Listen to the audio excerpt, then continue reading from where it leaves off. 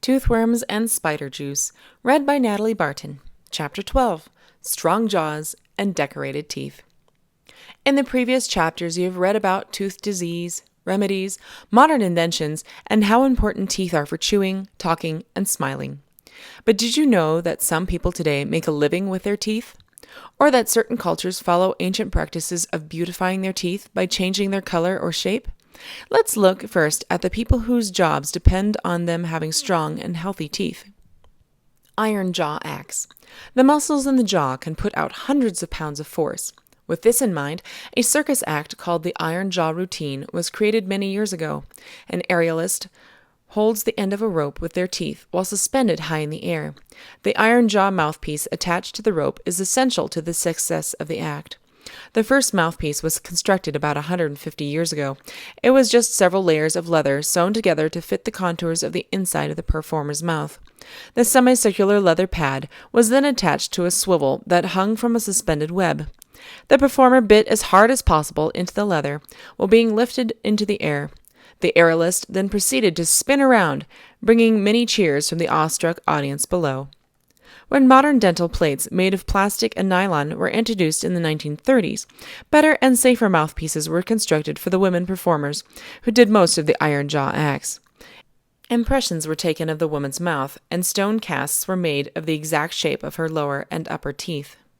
From these casts, a full upper and lower set of plates without the teeth added was made. The plates had holes drilled in them so they could be sewn into a long leather strap, folded in half to fit the performer's full bite. Because the mouthpiece was custom fit, only the showgirl from whom it was made could use it. One of the greatest dangers to the Ironjaw act was gagging. The mouthpiece filled the whole mouth, and until the performer got used to it, choking was common. Problems also occurred when aerialists hung vertically, causing their tongues to fall into the back of their throats. They had to practice overcoming this natural tendency. Another great hazard was when the mouthpiece chipped or broke during a performance.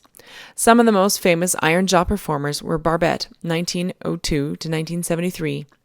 A female impersonator born Van Clyde Broadway in Round Rock, Texas, and Antoinette Concello, 1912 to 1984, born in Burlington, Vermont. Another circus aerialist, Penny Wilson from Florida, became an Ironjaw performer at the age of 12 in the early 1950s. She used a mouthpiece custom-made of a hard rubber shoe heel, a strip of leather, and a metal hook. She would hang in the air dressed as a human butterfly and thrill the crowds. Wilson's mouthpiece is on display at the Dr. Samuel D. Harris National Museum of Dentistry in Baltimore. Marks from her teeth and traces of her lipstick are still on it. Other related acts were performed by men and women, raising and lowering other performers and horses with their teeth.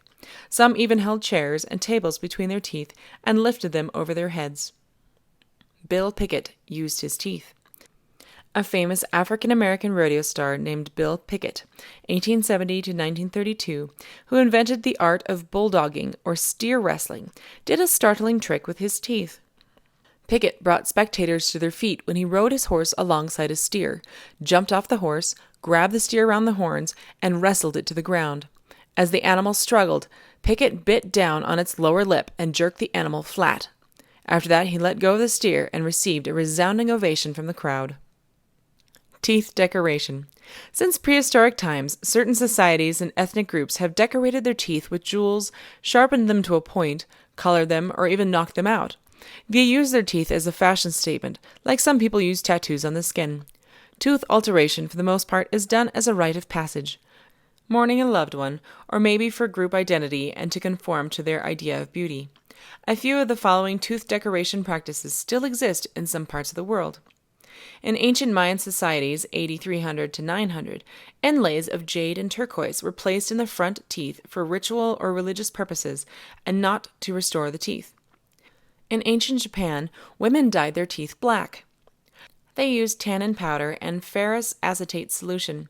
It was a sign of fashion and marital status and was practiced in the early 20th century. Though the women didn't know it, the coloring they used helped protect their teeth from bacteria. Placement of gold crowns over front teeth and open-faced gold crowns with cut-out designs called windows have been popular for years, especially in some cultures in America. Knocking out teeth, not because of infection or as a form of torture, but as a part of a rite of passage or a sign of mourning, was once carried out by some Australian tribes. Certain South American Indians of the Amazon Valley file their front teeth to points to imitate the feared piranha fish that live in their rivers. They also think that sharpened teeth are a mark of beauty. Modern Western cultures have their own view of beautiful teeth. White teeth are most admired in these societies. Dentists make available to anyone who desires whiter teeth bleaching agents to lighten them. Impressions are taken to make custom-fit plastic trays that fit over the teeth. These trays are filled with gel made of carbamide peroxide, which is capable of making teeth 7 to 8 shades lighter. The color changes last from 1 to 3 years. If you look in the mirror, you may find that plain old teeth are pretty fine too. Thank you for joining me for this trip through dental history. I hope you enjoyed the book Toothworms and Spider Juice, An Illustrated History of Dentistry. I discovered this book in a dental office many years ago and knew I needed to have a copy of my own. There are so many fun tips and just bizarre facts in here. I really enjoyed reading it to you guys. I hope you enjoyed listening. What was your favorite chapter or fun fact that you learned? Did you know Welch's grape juice was created by a dentist? Did you know the electrical chair was also developed by a dentist? Oops, way to go, guys.